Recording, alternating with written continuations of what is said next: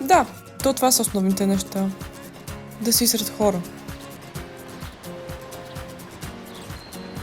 Някой казва, човек се ражда и умира сам. Пълни глупости. Човек се ражда с хора, живее с хора и умира с хора. Умира. Остарява. Даже не само хората.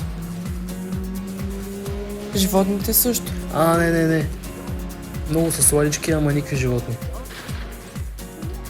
Хубаво, добре, айде не животни, ама предметите, да речем, също не са сами.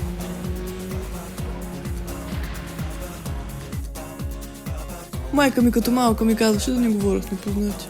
Добре, като не говориш с тях, как джаба ще си намериш приятели? Приятели на 5, но сме знали какво да си приятел. Да, не точно приятел, ама да речем просто някого. Да бе, другарче, с което да караш колело.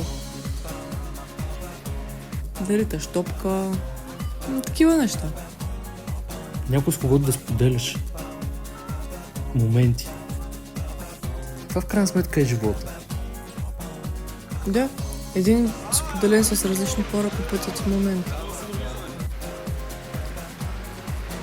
Живота си върви и то е трудно да го минаваш сам. Затова ти трябва хора, да се веселиш, да страдаш,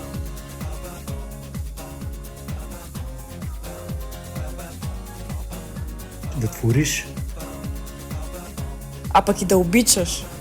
Не само себе си, а и приятелите си, и половинката си, и дядо си. Това си мисля. То като остарееш, ставаш сам. Ставаш самотен.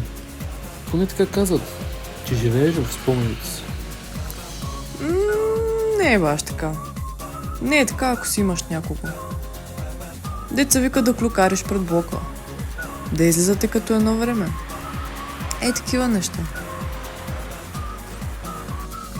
А за нас нещо кажем ли? За нас май няма нужда, то се вижда.